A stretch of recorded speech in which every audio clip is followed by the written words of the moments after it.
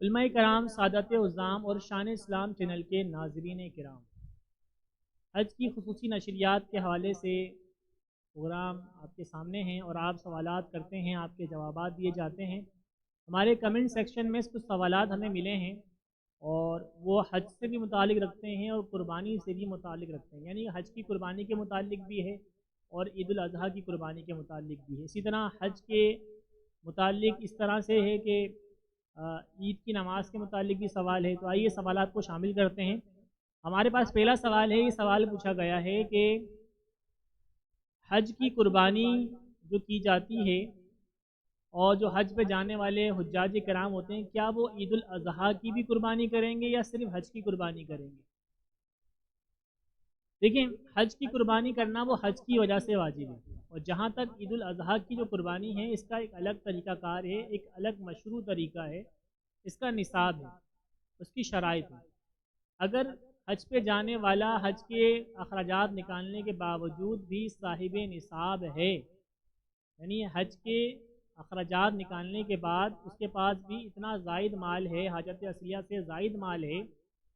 کہ وہ صاحب نصاب ہے، یعنی 7.5 تولہ سونا یا 52 تولہ چاندی یا اس کے بقدر کوئی اور ایسا مال جو حاجت اصلیہ سے زائد ہے، اور پھر اس کے ساتھ ساتھ دوسری شرط کہ وہ حاجی اس وقت مکے میں مقیم کی حیثیت سے، یاد رکھیے کہ قربانی کی جو ایک شرط ہے وہ مقیم ہونا بھی ہے، جیسے کہ پہلے ہم نے قربانی کے سلسلوں میں آپ کو بتایا تھا کہ قربانی کی جو شرائط ہوتی ہیں اس میں مسلمان ہونا، مقیم ہونا، بالغ ہونا، یہ شرائط ہوتی ہیں۔ اب اگر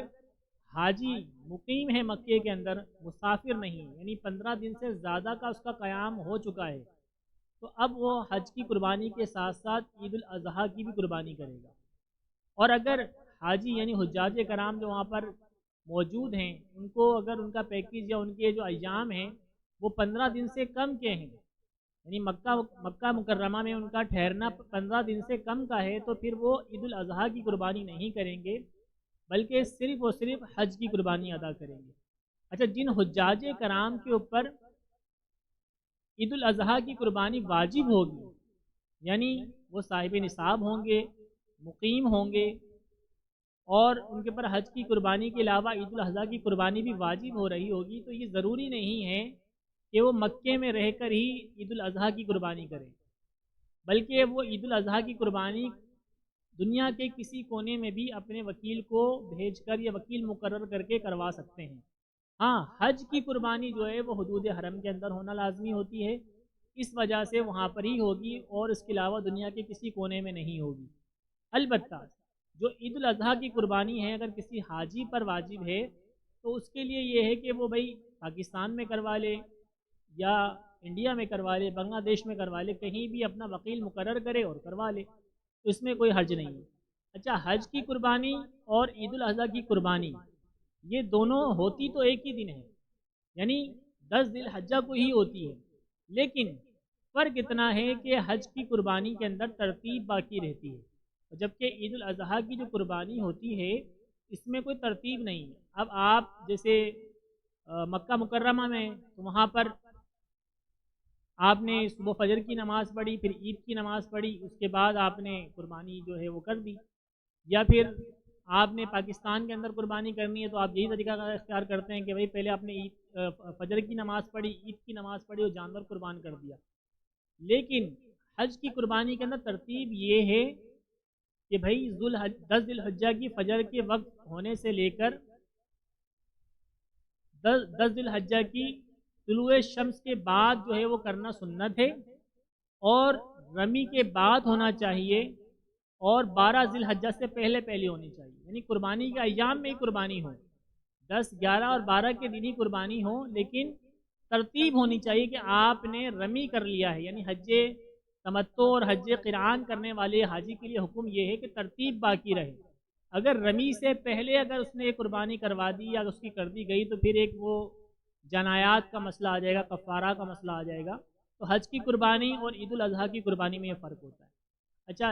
عید کی نماز کا مسئلہ بھی ایک ساتھ ساتھ ہے، میں وہ بھی عرض کرتا چلوں۔ یہ ہمارے پاس انسٹاگرام پہ ہم سے پوچھا گیا سوال ہے کہ عید کی نماز کیا حجاج کرام 10 تاریخ کو ہی ادا کرتے ہیں اور 10 تاریخ کو ہی ان کی جو ہے قربانی ہوتی ہے؟ جیسا کہ میں نے ابھی پہلے سوال کے جواب میں بتایا کہ 10 تاریخ کو عید الاضحیٰ کی بھی قربانی ہوتی ہے اور 10 تاریخ کو حج کی بھی قربانی ہوتی ہے۔ ان 3 دن کو 10، 11، 12 ذی الحجہ کو ایام قربانی، ایام نہر کہا جاتا ہے، چاہے وہ حج کی قربانی ہو یا عید الاضحیٰ کی قربانی ہو، انہی ایام کے اندر کی جائے گی۔ لیکن جہاں تک کہ عید کی نماز کا تعلق ہے، جو سوال پوچھا گیا ہے کہ حجاج کرام بھی 10 ذی الحجہ کو ہی عید کی نماز ادا کرتے ہیں، تو یاد رکھیے کہ عرب شریف کے اندر جو چاند دیکھنے کے حساب سے جو تاریخ ہوگی، جیسا کہ ہمارے پاک و ہند میں ایک دن کا فاصلہ آ جاتا ہے، جیسا کہ آج ہمارے یہاں 9 ذی الحجۃ الحرام ہے، تو عرب شریف کے اندر 10 ذی الحجۃ الحرام ہے، یعنی ایک دن پہلے ہے، تو وہاں آج یوم عید ہے اور وہاں عید کی نماز بھی پڑھی گئی ہوگی اور حجاج کرام نے عید کی نماز بھی ادا کی ہوگی جو مسافر نہیں ہیں۔ یاد رکھیے مسافر پر عید کی نماز نہیں ہوتی ہے، اگر ادا کر لیں گے تو وہ نفل نماز شمار ہو جائے گی وہ، البتہ مسافر پر عید کی نماز نہیں ہوتی۔ اور اسی طریقے سے ہم یہاں پاکستان میں ہیں، تو جب ہم یہاں پہ 10 ذی الحجہ ہوگی تو ہم جب عید کی نماز ادا کریں گے۔ تو بہرحال عید ہو، عید الفطر ہو یا عید الاضحیٰ ہو، اپنے جہاں بندہ رہنے والا ہے، جس ملک میں رہ رہا ہے، اس ملک کے اعتبار سے جو تاریخ ہوگی اس اعتبار سے جو ہے وہ دن منایا جائے گا، وہ دن قائم کیا جائے گا۔ اللہ تعالیٰ سے دعا ہے کہ اللہ تعالیٰ ہم سب کو عمل کرنے کی توفیق و رحمت فرمائے، آمین، بجاہ النبی الامین صلی اللہ تعالیٰ علیہ وسلم۔